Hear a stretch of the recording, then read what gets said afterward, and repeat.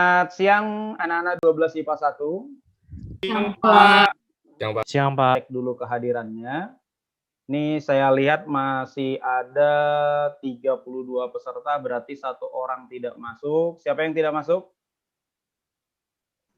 Abi, Pak.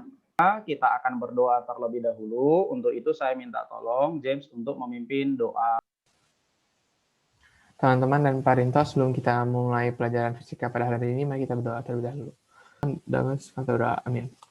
Amin. Terima kasih James. Nah, kita penyegara refresh dulu.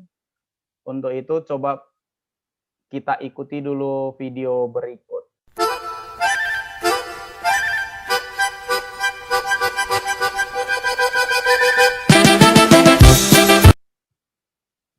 Oke, sudah segar ya.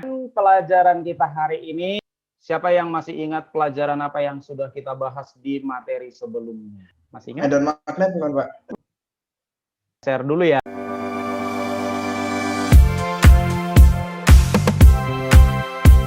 Sebelumnya kita sudah berbicara tentang medan magnet di sekitar kawat berarus.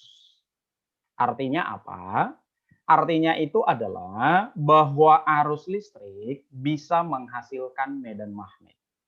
Jadi kalau misalkan ada kawat dialiri arus listrik, maka di sekitarnya itu ada medan magnet. Arah medan magnetnya bisa kita cari menggunakan kaidah tangan kanan. Atau misalnya kalau ada kumparan atau lilitan kawat, maka di dalam penampang daripada kumparan ada medan magnet. Nah, sekarang pertanyaannya, bisa nggak peristiwa ini kita balik? Misalnya seperti ini. Kita punya kawat listrik, lalu kita punya kumparan atau lilitan kawat, lalu kita punya magnet.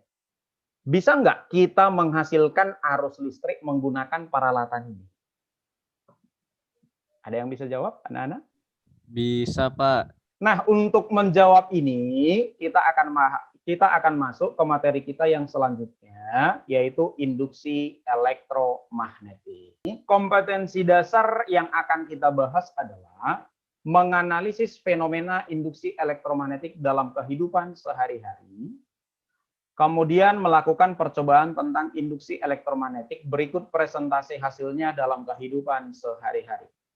Dengan tujuan pembelajaran kita adalah melalui pendekatan saintifik, yaitu mengamati, menanya, mengumpulkan informasi, dan mengkomunikasikan hasil mengolah informasi. Dengan model pembelajaran yang kita pergunakan adalah problem based learning. Saya berharap kamu semua mampu menganalisis konsep GGL induksi dengan karakter religius, nasionalisme, mandiri, integritas, gotong royong, dan peduli dengan lingkungan. Baik, anak-anak, kita mulai dulu dengan sebuah gambar. Ini gambar apa? Dinamo sepeda. Pertanyaannya, ada yang tahu nggak bagaimana prinsip kerja daripada sebuah dinamo? Untuk menjawab ini, kamu buka Google Classroom. Di Google Classroom sudah saya bagikan LKPD. Di dalam LKPD saya buat ada sebuah link. Linknya itu adalah link untuk virtual lab. Itu sebagai alat bantu kamu untuk mendiskusikan masalah ini. Untuk itu, kamu saya bagi ke dalam 5 kelompok. Kamu bergabung di kelompok kamu masing-masing. Di sana kamu diskusikan, kamu pecahkan masalah ini sebagai alat bantunya. Di dalam LKPD sudah saya buat langkah kerjanya. Silahkan buka di Google Classroom. Di setiap kelompok, saya minta untuk mempresentasikan hasil diskusinya. Dari hasil diskusi itu kita akan ambil sebuah kesimpulan. Belum, Pak. Belum Aman, ya. Pak.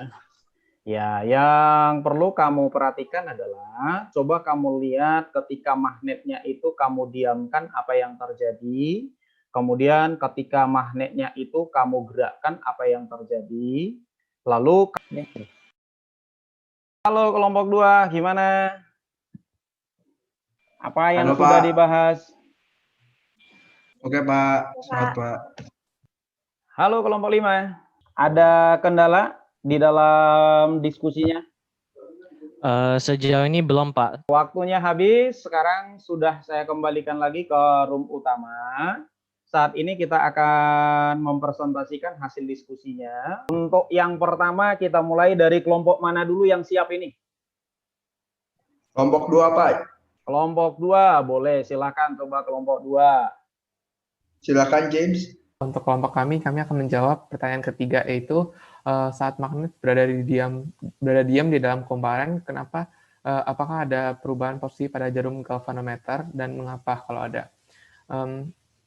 Jadi setelah kita mencoba di aplikasi tadi, Virtual Lab, tidak ada perubahan posisi jarum galvanometer ketika magnetnya berada diam di dalam kumparan. Kenapa hal ini bisa terjadi? Karena setelah magnet berada di dalam kumparan, tidak ada perubahan medan magnet di dalam kumparan, sehingga tidak ada arus induksi yang mengalir melalui galvanometer. Dari yang kamu sampaikan tadi, saya bisa menambahkan bahwa kenapa muncul arus induksi? Nah, itu tadi karena kamu gerakkan magnetnya. Ketika kamu gerakkan magnetnya, apa yang terjadi? Yang terjadi tadi di dalam kumparannya itu ada perubahan medan magnet. Ini yang dinamakan dengan hukum Faraday. Nah, di dalam hukum Faraday ini persamaannya bisa kita tuliskan dalam bentuk persamaan GGL induksi sama dengan minus N dikali dengan perubahan kecepatan daripada flux, ya. Nah, di sini kita lihat keterangannya bahwa flux magnetik itu satuannya adalah Weber, medan magnet atau induksi magnetik satuannya adalah Weber per meter kuadrat atau sering kita sebut Tesla. Luas bidangnya meter kuadrat, theta itu sudut antara medan magnet dengan garis normalnya, ya. Ini kalau kita berbicara tentang hukum Faraday. Nah, sekarang pertanyaannya, di dalam rumus ini kan ada tanda minus. Pertanyaannya adalah, apa makna dari tanda minus di sini? Ada yang tahu makna tanda minus di sini? Ya, makna tanda minus di sini akan kita bahas di pertemuan kita berikutnya. Magnetik. Kira-kira ketika kita berbicara tentang induksi elektromagnetik ini, coba kamu perhatikan di dalam bidang teknologi, ini biasanya dipakai di mana? Kayak tadi di sepeda bukan, Sir? Ya, di sepeda. Itu tadi sudah kita buat di awal. Selain di sepeda, di mana? Generator bukan, Pak? Generator. Ini dipergunakan dia itu adalah di generator. Nah, dari apa yang sudah kita pelajari hari ini, apa yang bisa kita simpulkan? Silahkan, apa itu? GGL induksi adalah suatu tegangan listrik yang timbul pada ujung-ujung kumparan karena adanya perubahan medan magnet yang memasuki kumparan. Iya, jadi GGL induksi itu muncul karena adanya perubahan medan magnet yang memasuki sebuah kumparan. Ya, ada yang lain yang bisa menambahkan? Jadi itu kalau misalnya lilitan kumparannya makin banyak, GGL induksinya juga makin banyak itu, Pak. Iya, jadi kalau kita lihat tadi dari hukum Faraday-nya itu GGL induksi sebanding dengan N ya. Jadi karena sebanding dengan N, iya semakin banyak lilitan kumparan, maka semakin besar GGL induksinya.